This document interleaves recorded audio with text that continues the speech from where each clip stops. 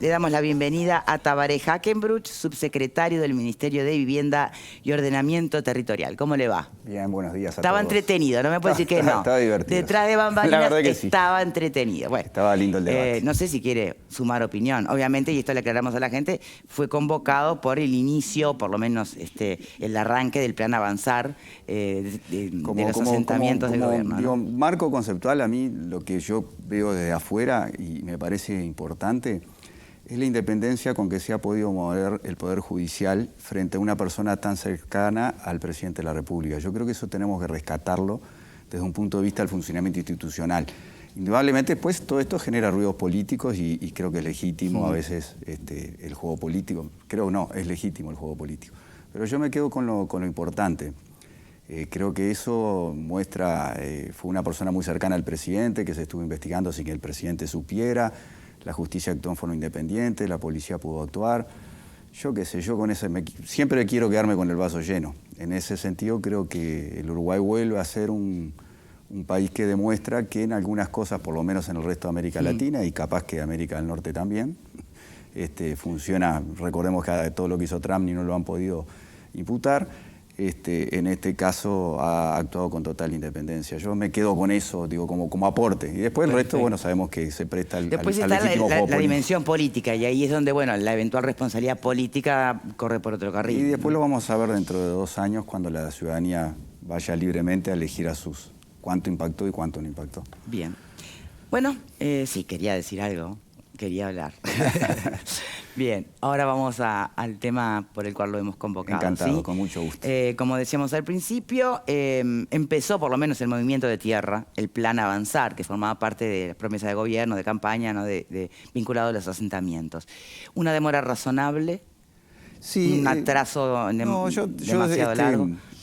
Como siempre pasa, las buenas noticias no venden y a veces lo que se busca es la parte un poquito más complicada. Yo leí hoy la nota que un poco implica, que salió hoy en un matutino y habla de ciertos atrasos o problemas de coordinación, pero en realidad hoy estamos trabajando en 53 asentamientos en prácticamente casi todo el país y alcanzando a más de 3.000 hogares. Entonces yo te diría que por un lado sí, es verdad que los tiempos que nosotros deseáramos o que desearía, no nosotros, cualquier gobernante, son lentos. Indudablemente deberíamos ir más rápido, pero esto es un tema endémico en el Uruguay porque tenemos un proceso de institucionalidad muy fuerte y a veces esos procesos de institucionalidad están referidos a pesada burocracia. Pero nosotros estamos conformes, creemos que se ha avanzado mucho, lo que ha trabajado el Congreso de Intendentes, lo que se ha trabajado con las intendencias. Quiero resaltar los 3 presidentes del Congreso de Intendentes, Vidalín, Guillermo López y ahora actualmente Echeverría, que realmente nos han ayudado mucho en lo que es una interrelación compleja, que es bajar a territorio y articular equipos técnicos que son diferentes. Entonces, en ese sentido, tú me decís, yo siempre digo, es como cuando íbamos a la escuela, ¿se acuerdan? Y nos decía, ¿puede y debe rendir más la maestra? O sea, sí, bueno, estamos sanamente satisfechos, pero no conformes. Bien, no, sobre todo lo planteo porque repasando lo que decía el propio Lust, y ni siquiera un nombre de Cabildo Abierto creo que fue, pero que en definitiva en los 13 años de gobierno no salió nadie de un asentamiento todavía, ¿no? No, eso no es así. Creo que esa entrevista la hizo posterior a que se fue de Cabildo Abierto. Por eso digo, no fue ni siquiera en nombre de Cabildo Abierto. No es así. No es correcto y capaz que él no tiene por qué estar en la sintonía fina del movimiento. Digo, por ejemplo, el asentamiento San Gabriel en Tacuarembó fue hecho prácticamente en todo este periodo. Han salido mucha gente de asentamientos a través de un proceso largo, que es lo que nosotros estamos queriendo. ¿Hay registro de cuántos han podido salir de asentamientos? Y probablemente lo tengamos bien definido, pero por ejemplo, enterito en este periodo, San Gabriel, y ahora estamos trabajando con la Intendencia de Canelones para la continuación Sigluti, salga enterito, que es el que está a la entrada de Canelones a mano izquierda cuando pasan. Después se ha trabajado en Parque Causelia, se ha trabajado en Causelia mismo, en un montón de asentamientos. ¿Dónde se registra, dónde está el cuello de botella? Porque una vez que se abre en la etapa de las licitaciones, en la etapa de las coordinaciones... La etapa técnica previa, digamos, entre lo que es el anteproyecto al proyecto mismo para poderlo licitar, ahí y no es echarle la culpa a los técnicos, digo, después está bien, tienen que afinar lo más que pueden porque si no después aparecen los famosos aditivos o adicionales que Sí, termina sí, de repente una duplicando los licitación que termina en 20, termina en Sí. 30. Entonces, Sí. Yo creo que el Uruguay los tiempos, los vemos en la obra pública y lo vemos en la obra privada, somos lentos. Digo, tenemos cosas muy buenas en el Uruguay, cosas excelentes, y en otras realmente no nos caracterizamos por la eficiencia y la eficacia. Se trabaja en eso, se esfuerza, pero bueno, realmente si usted me pregunta a mí, desde mi punto de vista, estoy hablando capaz que ni como subsecretario, capaz que como Tabaré, creo que muchas veces ese momento entre el proyecto, el anteproyecto y generar el proyecto para poder ir a licitación con la menor cantidad de problemas posibles, eso a veces es ida y vuelta, genera a veces atrasos de 15, 20 días. Cuando uno empieza a sumar 15 más 20, ¿no? Cuando querés acordar, también Uruguay tiene unos cuantos buenos feriados, ahora el lunes y martes tenemos otros. Y bueno, es parte de nuestra idiosincrasia. Ahora sí, yo y la ministra y cualquiera que estuvo al frente de un cargo de responsabilidad como estamos hoy, administrando recursos que no son nuestros, nos damos cuenta que los tiempos del Estado no son los tiempos de la gente. El otro día estamos entregando viviendas que estuvieron 10 años el proceso de realojo. 10 años. Imaginen lo que cambia la vida de una familia en 10 años. Sí, sí. De repente el que tenía 17 ya tiene hoy 27 hijos. Y bueno, además son segmentos de la sociedad con mucha movilidad. Hay de repente otros segmentos socioeconómicos que son más estables, pero a veces estos segmentos que están en una situación económica y social mucho más vulnerables, vemos muchísimas mujeres jefas de familia, solas, que a veces estaban en pareja, después cambian de pareja. Bueno, hay toda una realidad compleja que hace difícil. Yo diría que el trabajo social también es muy complejo. El trabajo social arranca antes, arranca durante la obra, sigue durante la obra y tiene que seguir obligatoriamente posterior a la obra. Y bueno, eso también es un trabajo necesario. Y supone recursos además, ¿no? Humanos por lo menos. Siempre todo termina en este mundo, termina en dinero. El tema de esos recursos, tratar de usarlos de la mejor manera. Obviamente esos recursos, la parte mayor la pone el Ministerio de Vivienda a través de los impuestos de todos los uruguayos. Bueno, y a ver, porque nosotros leemos en la prensa, empezaron los movimientos de tierra. Sí. ¿En cuántos? Porque se hablaba de un total de 120 asentamientos en todo el país y lograr con eso la movilización de unas 15.000 personas, ¿era? 30.000 personas, bien. El movimiento de tierra, hasta la que se levanta el hogar nuevo, ¿cuánto tiempo pasa? ¿Qué bien. Función o qué desafío supone la negociación o la integralidad con OCE, con UTE, ¿no? Con otras patas del Estado que también, bueno, tienen sus tiempos? Tienen sus tiempos. Bueno, primero vamos a arrancar cómo era la conformación del plan. Había 40 asentamientos que ya se venían trabajando, 40 que ya venían de anteriores gobiernos. 20 que se retomaban, que estaban preparados del anterior gobierno, pero que por diferentes motivos no se habían comenzado, a veces por exceso de que se había gastado más de lo que se podía gastar y bueno, esos estaban un poco detenidos, pero ahora se retoman esos 20 y 60 nuevos. En estos 120, cuando terminemos el gobierno, vamos a tratar de tener la mayor cantidad terminados, pero hay que tener claro que no van a estar todos terminados, que esto es una política que esperemos que se transforme en política de país. Bueno, si le empezó de hecho el gobierno anterior y se sigue en esta, sí, empezó, sí, ¿no? Yo en ese mismo reportaje que tú hablabas de Luz, él habla de Jorge Valle. Sí, sí, exacto. El PIAI arrancó en final del último gobierno de Sanguinetti, primero de Jorge Valle, y bueno, desde ahí todos los gobiernos han invertido muchísimos recursos en este tema que obviamente no se ha podido dar con la solución definitiva, porque un tema que no hemos hablado es, por un lado, regularizamos, o más que regularizar, integramos socialmente y desde el punto de vista urbanístico esas familias, esos hogares a la trama urbana del país, pero por otro lado tenemos que tener políticas proactivas para que no se sigan formando. Porque si no, por un lado se regularizar es perpetuar en algunos casos, ¿no? Hay que tratar de no perpetuar, hay que tratar de no perpetuar y yo creo que ese es el desafío que como diferencial tiene el Plan Avanzar. El Plan Avanzar tiene el desafío que en cada convenio que firmamos con los gobiernos departamentales tiene que haber políticas de prevención y por otro lado, la otra diferencial que tiene es que vamos a estar trabajando en el correr de este año en los 19 departamentos. Tú me decías, desde que empezamos... Empieza el movimiento de tierra. Empieza el movimiento de tierra. Bueno, hay asentamientos que van a poder ser rápidamente realojados. Por ejemplo, que te hablábamos de Sigluti. Capaz que en 18 meses ese asentamiento, que es chico, son 40, 45 familias, va a poder ser realojado. Hay otros, como Maracaná Sur, que viene de hace 15 años, desde el 2013, 2015. Vamos a arrancar ahora y lo más probable es que lo termine con suerte el próximo gobierno. O sea, Sí. depende de la complejidad, el tamaño. Cuando se dice arrancamos, ¿qué quiere decir? ¿Que ya hubo una previa de consentimiento de todas las familias involucradas? Porque el realojo, además del desafío de los recursos, ¿no?, y la gestión, tiene, la connivencia o no de quienes viven ahí, porque a veces de afuera podemos no sé, tentarnos de pensar en soluciones para la vida de los demás. Soluciones mágicas. Claro, ¿no? Sin realmente estar empapados en la cotidiana de esa gente porque está en ese lugar y no le da lo mismo que lo realojen a otro, ¿no? El cerebro humano naturalmente siempre trata de estandarizar para tratar de poner orden en el caos, ¿no? El mundo es un caos, uno trata de alguna manera estandarizar. Ningún asentamiento es igual al otro. Si bien se repiten realidades, en algunos capaz que hay que hacer un 10% de realojos y el 90% se puede regularizar en sitio.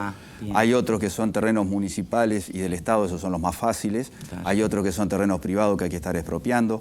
Hay lugares donde las intendencias tienen cartera de tierras y hay otras donde no tiene. A veces las carteras de tierra que tiene la intendencia no es donde tiene la necesidad del realojo, porque como bien dices tú, sacás a esta familia de un barrio a otro barrio, implica que le dejás sin la trabajo, escuela, los lo compañeros, el trabajo, o sea, como tú dices, es una complejidad. Por eso a veces yo entiendo y comparto plenamente el trabajo que hace el periodismo en nuestro país y en el sistema democrático, pero a veces ustedes necesitan títulos y a veces esos títulos son difíciles de dar. ¿Cuánto queremos terminar? Lo máximo, que es lo mismo que haber querido el gobierno anterior de Vázquez y el de Mujica. Cuanto más podamos terminar, qué mejor gestión de gobierno que mostrar la mayor cantidad de casas y fundamentalmente viviendas integradas. Y seguramente la gran mayoría lo hago por la misma razón, no para tener archivo y registro de promesas eventualmente incumplidas, sino por calmar la ansiedad de quienes están protagonizando este cambio, ¿no? Sí, yo a veces van a ser los beneficiarios. Sí, el manejo de esa ansiedad es razonable y yo sé que en muchos aspectos nos ayudan ustedes, pero también pónganse del lado nuestro y yo qué sé, la pandemia. ¿Quién esperaba la pandemia? Ahora apareció esto de la gripe aviar. Sí. Y yo hay determinadas. No es por poner el paraguas, lo que digo es, hay variables. Yo esto lo aprendí cuando trabajé con mi padre durante tantos años en la intendencia.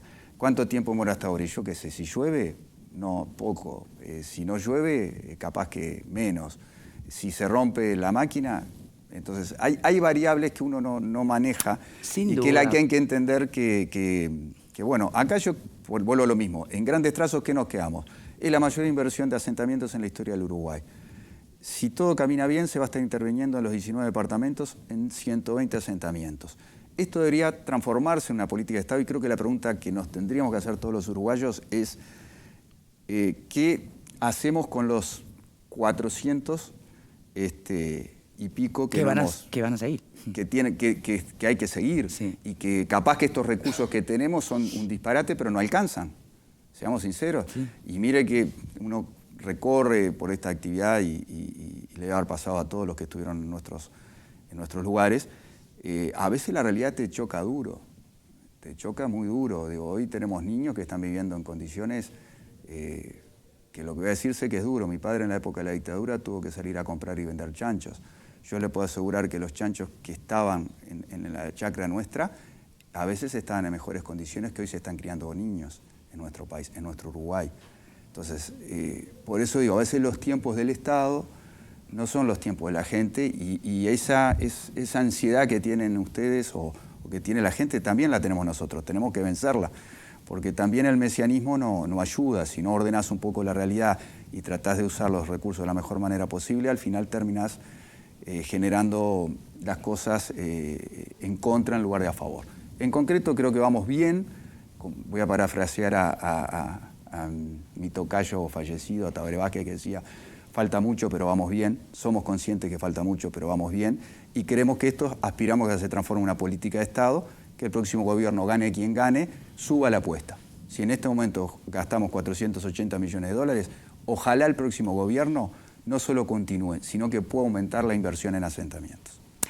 ¿Panelistas, Alfredo? Sí, yo creo que el tema de los asentamientos es una vergüenza como sociedad que tenemos, ¿no? Que viene de muchos años. los viejos cantegriles que ahora se llaman asentamientos, ¿tá? Y yo creo que fue uno de los fracasos que el Frente en 15 años de gobierno tuvo, que fue, para mí, como frentista, es una vergüenza que no lo haya podido solucionar en mucho mayor escala de lo que se hizo. Estamos hablando de 200.000 personas en los asentamientos hoy, ustedes están hablando de 30.000, posiblemente a final del periodo, es un 15%. Sí, un 20. ¿Tá? Es decir, es muy poco. Es poco. Evidentemente, se precisa una inyección muchísimo mayor y trasciende a un gobierno. No es culpa de este gobierno, es culpa de un montón de gobiernos. Somos todos responsables de esa situación. Uno de los temas que siempre se plantea es el costo, muchas veces, de la construcción. La vivienda de madera, acá hay un prejuicio con respecto a la vivienda de madera, de que no sirve, poco menos que es, no sé, en todo el mundo se hace vivienda de madera, son buenas, son rápidas y son bastante más económicas. Y tenemos madera. Es decir, no se puede realmente hacer una inyección mucho más fuerte con viviendas de madera que con viviendas de material. ¿Qué pasa con la durabilidad ahí? No, Viven en países donde hay nieve, la vivienda de madera, por favor. Todo proceso de industrialización de la construcción de viviendas acorta los tiempos y los costos. Eso es así, lo hizo Henry Ford hace muchos años con el automóvil. Esto es lo mismo. Yo comparto contigo que la madera acá es un tema cultural, pero es un tema cultural de los últimos 70 años. Porque antes de que acá se nacionalizara y tuviéramos una empresa de Portland y el hormigón de alguna manera pasara a ser un elemento de construcción principal, que no es que sea malo el tema del hormigón, que además de ser caro, genera un impacto en el medio ambiente tremendo. Entonces, como bien dices tú, tenemos la necesidad de viviendas, tenemos la madera y ahora se están instalando las empresas que pueden procesar esa madera para generar justamente el acerreo y el CLT y un montón de sistemas constructivos a través de la madera. Lo vamos a ver. No va a ser dentro de 2 años, pero no tengas duda que lo vamos a ver porque además el mundo lo necesita. A nivel mundial, la cantidad de metros cuadrados urbanizados y de metros cuadrados construidos se va a duplicar de acá al 2060.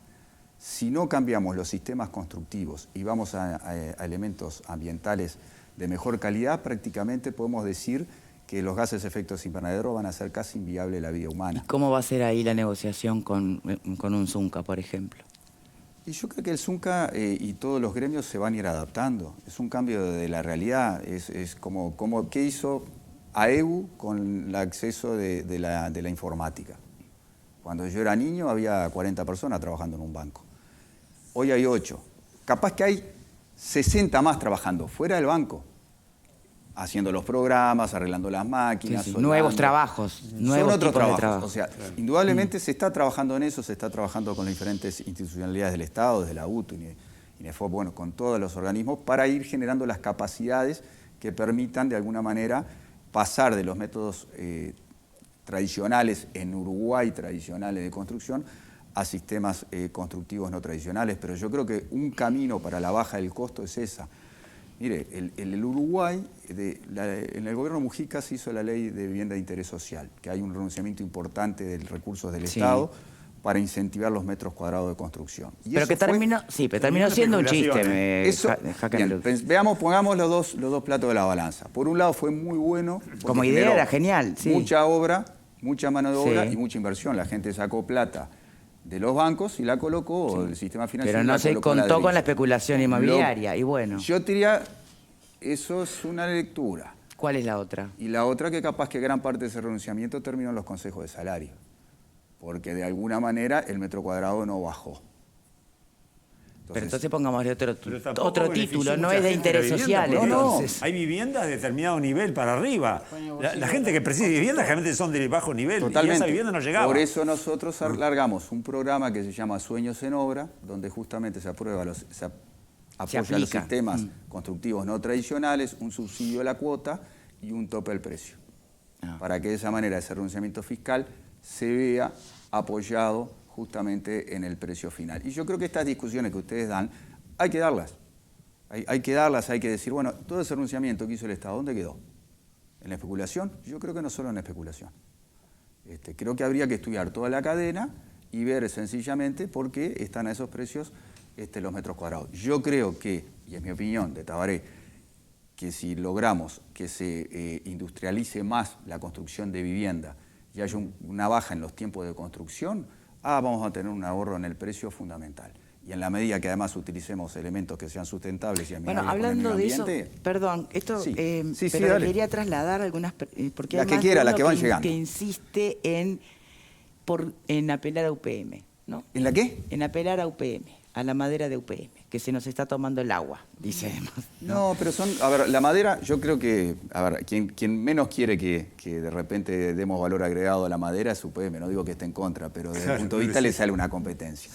El eucaliptus y el pino, pero principalmente el pino, es la principal madera justamente que permite o sirve para la vivienda, para la construcción de viviendas, ya sea en wood framing o en CLT. Pero el eucaliptus también sirve. Entonces, sí, nosotros, con la ministra, con Irene, que antes de asumir nos reunimos con la embajadora de Canadá en su momento, ella nos decía, yo no entiendo por qué no utilizan la madera. Dice, ustedes tienen más madera plantada de pino que en Alberta, Canadá, que era donde era ella. De los bosques famosos. De los bosques famosos, país, dice, y ustedes exacto. tienen todo acá, tienen ¿Y todo. entonces? Bueno, estamos en ese proceso de cambio cultural, incentivando, apoyando, pero mire que a veces los cambios, el Uruguay, como te digo, tiene cosas muy positivas, pero mira que somos conservadores. A nosotros nos cuesta los cambios, al Uruguay le cuesta cambiar. Todos hablamos progresismo, pero cuando planteamos un cambio... Mira, yo aprendí en la comisión de... Pero a ver, perdón, Hackenberg, este es un gobierno que ha resuelto cambios contra viento y marea por evocar reforma educativa, jubilatoria. ¿Por qué no podría haber dado un batacazo también con este cambio? Lo estamos dando todos los días. No, digo, en la utilización de No madera. es casualidad que se esté instalando una planta de CLT en Tacuarembó, que ahora se esté instalando una planta justamente en Cerro Largo también para el aserrío de maderas con una inversión de 170 millones de dólares. Se está instalando también una planta neozelandesa en Uruguay que hace tablones para la construcción de viviendas en madera. No es casualidad, lo que te digo que esos cambios llevan su tiempo. Y también te tengo que ser sincero, no estamos inventando el agujero de la torta frita. Digo, también en el anterior gobierno se utilizó wood framing a través de Ñandé, en Salto hubo realojos realizados con wood framing. Lo que pasa es que a veces, y para sincerarnos, o sea, estamos metiendo, remando, pero el Uruguay tiene sus tiempos. Y sí, y a veces... Pero es un norte. No tengas duda, y va a ser el Bien. norte del próximo gobierno, gobierne quien gobierne. Bueno, eso es bueno. Yo creo que el mundo va a tener que ir hacia elementos sustentables, pero no lo digo yo, lo dicen gente científica. Viste que los políticos tenemos que ser todólogos, ¿no? Tenemos que aprender un poco de todo. Bueno, en este caso... Los panelistas. Los panelistas también. Bueno, en este caso pasa lo mismo. Digo, si nosotros seguimos con el hierro, el aluminio y el hormigón, no tengan duda que vamos a generar un problema complejísimo al mundo, porque el hacer el cemento de Portland requiere mucha energía y la cadena hoy se estudia toda. El impacto directo desde el punto de vista medioambiental capaz que es un 6%, pero de toda la cadena es el 40% de los gases de efecto invernadero, los materiales tradicionales de construcción. O sea que habrá que generar un cambio. Van de la mano la protección del medio ambiente y la reducción de costos y tiempos. Y bueno, es ganar, ganar, ¿no? Por eso digo... En esa línea es la que vamos. Ahora vos me decís, ¿esto lo vamos a ver en 2 años? No, no creo que lo hagamos en 2 años. Vamos a ver un gran avance en estos 2 años y probablemente... Pero la pregunta es, ¿quién marca el ritmo? Y lo marca todo. Lo marca la persona que acepte que la vivienda de madera al final reconozca que tiene las mismas condiciones que la vivienda tradicional. Lo marcan las normativas municipales en la propiedad horizontal. Dimos un gran paso, después de mucho tiempo, donde el Congreso de Intendentes aprobó cambios a las normativas de propiedad horizontal en las 19 intendencias que va a permitir justamente la utilización de la madera como construcción de vivienda social. Porque una cosa es la vivienda social donde pone el Estado recursos y otra cosa es el privado. El privado lo va a agarrar mucho más rápido. Probablemente de hecho, ya hay mucha construcción en steel framing y wood framing. En todos lados. Sí, sí. El problema es el Estado. Lo vemos ahora hace poquito con algunos problemas que hubo con sistemas constructivos que no fueron bien controlados. En el gobierno anterior se aprobaron la utilización de algunos sistemas constructivos como el CRUPE, que son buenos sistemas, pero como no fueron bien controlados generaron un problema. Entonces, por eso te digo, a veces tenemos que entender, aunque nos duela, que los tiempos a veces se justifican. Esa burocracia y esa institucionalidad que hemos construido genera que hay que trabajar junto con la Facultad de Arquitectura de la UDELAR, con la Facultad de la ORTEC también que tiene Arquitectura. Tenemos que trabajar con los aserraderos para que la madera se corte en determinada manera, en determinadas dimensiones. Sí, para que o sea, no se hay aplique un toda costo una serie de cambios en toda la cadena que se están realizando, que a veces capaz que es un trabajo silencioso, como yo decía, capaz que Está bueno que lo cuenten. las buenas noticias no Sí. se venden, pero decirte que estamos diciendo que se está invirtiendo una planta de CLT robotizada en Tacuarembó con 70 millones de dólares, otra en Cerro Largo de 130 y otra de 150 también en Tacuarembó de Nueva Zelanda, estamos hablando de que hay realmente una apuesta a la madera dentro del gobierno nacional. Perfecto. Vero. Dos preguntas concretas. ¿Cuál es la evaluación que se hace de la creación del fideicomiso, aquel fideicomiso tan polémico con los fondos de colonización, determinados fondos que iban para colonización, que bueno, se nos había dicho que se iban a estar nutriendo de otros fondos, de otras especies? ¿Cuál es la evaluación? ¿Y cómo se va, o qué herramientas se le va a dar, por ejemplo, a las intendencias para evitar la formación de nuevos asentamientos? Porque usted mismo hablaba de un mercado inmobiliario que no ha cambiado sustancialmente, el acceso a la vivienda sigue siendo complicado más allá de estos planes y el alquiler sigue siendo elevado para muchas familias. Bien, el fideicomiso, son muchas preguntas, pero vamos a tratar de... Con respecto al fideicomiso, ha sido muy bueno como instrumento. Hasta el momento lo que tú planteabas, que era traer recursos, o sea, conseguir préstamos de dinero futuro a valor presente, no ha sido necesario, porque tanto el año pasado como aparentemente en este, los recursos que se van a recaudar directamente no hacen necesario fondear con recursos de valor futuro. Eso por ahora, o sea que ha sido un buen instrumento y venimos bien porque la economía del país viene respondiendo bien, entonces no ha sido necesario solicitar préstamos por fuera de los recursos genuinos que vienen de colonización. Así que ahí venimos bien de bien. Hace poquito una reunión de seguimiento donde está el Ministerio de Economía, Ganadería y el Ministerio de Vivienda y prácticamente se aprobó todo por unanimidad. La verdad que en eso venimos trabajando muy bien. Después, con respecto... Tírame la otra pregunta. ¿Cómo evitar, por ejemplo, las intendencias? Bueno, ¿Cómo una intendencia evita que ustedes realojan y allí se forme un nuevo asentamiento? Bueno, una de las condiciones es que si ese terreno es de la intendencia, se tiren abajo justamente las viviendas precarias que ahí existían y se vayan realizando lotes con servicio para un acceso a la tierra un poco para esos sectores socioeconómicos bajos. Uno de los mecanismos es ese, lotes con servicio, el otro es con subsidios de alquiler y el tercero, que es el más complejo, nosotros estamos enviando del Poder Ejecutivo al Poder Legislativo cambios a la Ley de Ordenamiento Territorial que de alguna manera van a permitir tener una mirada más local sobre el desarrollo urbanístico, permitiéndole a los gobiernos locales un mejor aprovechamiento para justamente evitar la especulación inmobiliaria y que pueda haber más oferta de terrenos servidos. Bien, perdón, creo que no sé si se dijo y me perdí. Hay una regulación, hay la última palabra en estas decisiones. ¿Quién la tiene? ¿Son autónomas cada intendencia? ¿La tiene el ministerio? Última decisión, ¿en qué tema? Por ejemplo, ¿en cuál de estos tres mecanismos se va a aplicar cuando quede libre un espacio que pertenezca a la intendencia? En esto siempre la derecha lo tiene el gobierno local. Primero porque bien. Constitucionalmente es el dueño del territorio. Está. En segundo lugar, primero por un tema de la realidad. Capaz que acá en Montevideo no se nota mucho, pero al intendente te lo encontrás en el boliche, en el supermercado. El intendente es la primer puerta, o el alcalde peor todavía, pobre, es el primer tipo que cuando lo ves te lo encontrás y le planteás desde temas de alcaldía hasta temas de sequía, temas de vivienda. Sí, sí. Entonces, la verdad, que a veces es difícil la interacción, sí es difícil porque cada uno mira el Estado desde su ángulo. Ahora, no tenga duda que es quien lleva el peso de los problemas del Estado en el día a día son los gobiernos departamentales, el alcalde y el intendente. Por aquí, Marta. Sí, dos preguntas en realidad. Usted hablaba de recurrir a otros métodos de construcción más amigables con el ambiente. Con el ambiente. ¿Se contempló la posibilidad de usar barro para las construcciones, que es una metodología que se está usando mucho y que se levanta con relativa rapidez y yo qué sé qué? Esa es una. Y la otra es, usted estaba hablando de la reducción de los asentamientos. ¿Cuántas personas han sido efectivamente realojadas? ¿Tiene una idea? No, eso voy a arrancar por la última. Por atrás. Esa pregunta para este examen no la tengo, pero con mucho gusto se las mando y en la que viene, en el próximo Se programa. la habíamos preguntado al inicio, Sí, ¿no? exacto, Y él habló claro. Me encantaría, pero esa pregunta exacta, pero es fácilmente respondible, desde Bien. el inicio de este gobierno hasta el día de hoy. Con respecto al barro, yo te diría que hay que ser cuidadoso porque volvemos a lo mismo. El barro, no todo barro sirve para construir. Por supuesto. Casualmente el barro que capaz que tiene mejores calidad constructiva es el que también vas a necesitar para la parte hortifrutícola, para la parte ganadera. Entonces, el ladrillo es barro cocido. Entonces, yo te diría que no sé si... Nosotros no descartamos ningún sistema constructivo que sea sustentable. Lo que no sé si es la solución.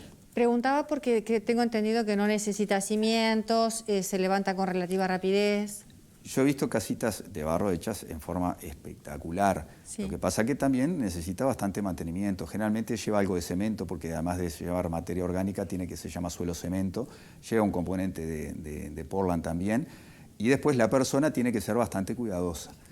Lleva su mantenimiento. Pero no lo descartamos. Lo que no creo que puede ser un sistema más. Así como creo que el CLT no va a ser el único sistema, ni el wood framing. Es más, también en la industria está estudiando, la industria de la construcción a nivel mundial, la reutilización. O sea, capaz que la misma vivienda que vos estás tirando abajo en lugar de rellenar un terreno, se puede volver a reciclar todos esos áridos para poder volver a ser utilizados en la construcción de nuevas viviendas. Lo mismo se va a tener que hacer con los asfaltos y con las calles. Tengamos claro que el ser humano es una especie bastante invasora, ¿no? Sí, claro. Y bueno, y si no nos damos cuenta de que nos estamos haciendo daño a nosotros mismos, no solo en el tema constructivo, sino en otros aspectos, vamos a terminar haciendo la desaparición mejor demostrado, la mejor registrada de la humanidad. Pablo. Yo no tengo preguntas para hacer. Comparto lo que dice Alfredo. Somos una vergüenza. No podemos tener tantas personas en los asentamientos antes cantegriles. Yo escuché todas las explicaciones con mucha atención y me consta del trabajo que está haciendo este ministerio, como los ministerios anteriores, no importa el partido. Pero más allá de todos los proyectos y el esfuerzo y el trabajo y el dinero que se invierte, parece no tener solución. En el 2005 existían unos 380 asentamientos aproximadamente. En el 2010, unos 580. Hoy tenemos unos 640, 650 aproximadamente. Y uno escucha gobierno tras gobierno de que vamos a hacer tal y cual cosa y la inversión y esto y lo otro, pero viene en ascenso. O sea, Yo creo que el tema está... Entonces, a mí me conformaría simplemente... Que no hubiera más nuevos. No, exacto, que se mesetee por lo menos. Sí, claro. Que se mesetee. No Sí, entre el asentamiento más. Cero eso no, y la tendencia creciente... Eso es una utopía, porque uno escucha a los políticos de cualquier partido en las promesas de campaña y dicen, ¿quién habla del asentamiento cero? Por asentamiento la calle. cero. Y uno mira los números y dice, ¿pero dónde vivimos? ¿En Marte? Porque, a ver, el Frente Amplio también lo decía y no pudo. Y el Partido Colorado anteriormente y no pudo.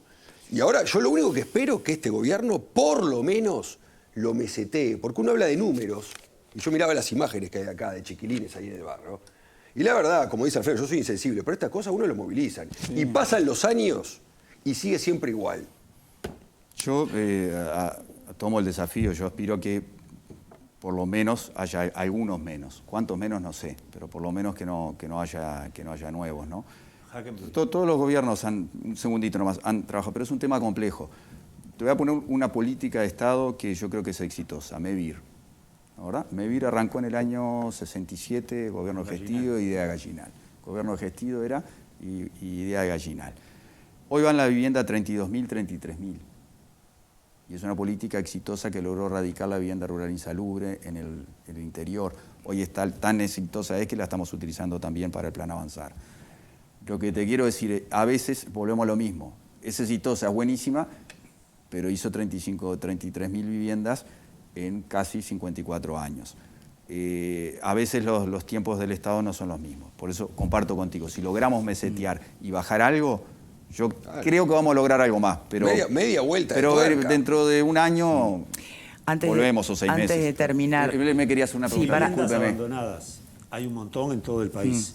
En Montevideo, muchísimo. Sí, hay una ley que viene del gobierno anterior, que es las intendencias a través de la ANB quienes tienen que decir cuáles viviendas están en condiciones de ser expropiadas. Hay una ley que facilita eso, pero como siempre, y esta es una opinión también personal, Uruguay tiene demasiadas leyes. Tenemos tantas leyes que después no son aplicables. Entonces ahí hay una ley que es bárbara, están los mecanismos, pero ninguna intendencia o pocas te han dicho, hay 3, 4 casas que habría que a través de la Agencia Nacional de Viviendas hacer la expropiación para que pasen a formar parte digamos, del dominio público. No todo es malo. Logramos un convenio muy bueno con AFE en la última rendición de cuentas, donde AFE nos traspasa al Ministerio al 50% del valor catastral del terreno, aquellos terrenos que no sean utilizables para el tren. Que bueno, ustedes miran es poco, pero a nosotros tener tierra es muy bueno. O sea, creo que hemos avanzado. Yo quiero ver un poquito el vaso lleno, porque si no me... Queda un minuto, subsecretario, y le traslado una pregunta que me hace una televidente.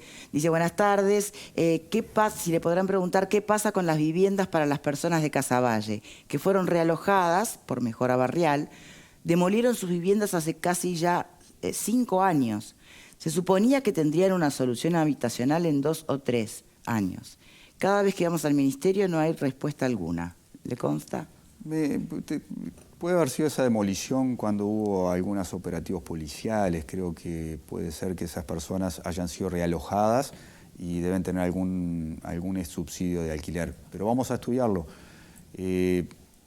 Me suena que debe ser de ese lado. ¿Se acuerdan los Palomares? Hubo Sí.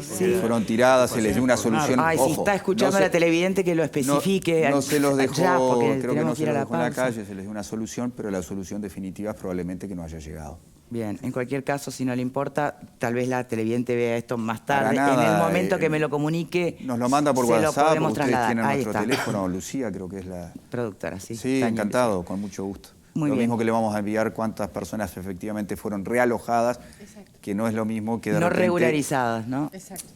No, realojadas. Ella me preguntó cuántas Perfecto. realojadas. Realojos es una cosa y otra cosa es cuántos hogares se alcanzaron a mejorar a través del mismo proceso in situ. Realojo se saca acá para otro lado. Ahí está. Perfecto. Tabaré Hackenbridge, muchísimas gracias por No, habernos acompañado. No al sé si contrario. quiere agregar algo más. No, nada, agradecerles muchísimo y bueno, esperemos estar dentro de poco con algunas mejores noticias. Sí, con las cosas avanzadas. Más ¿no? avanzadas. Muy amables. Hacemos una pausa y ya venimos.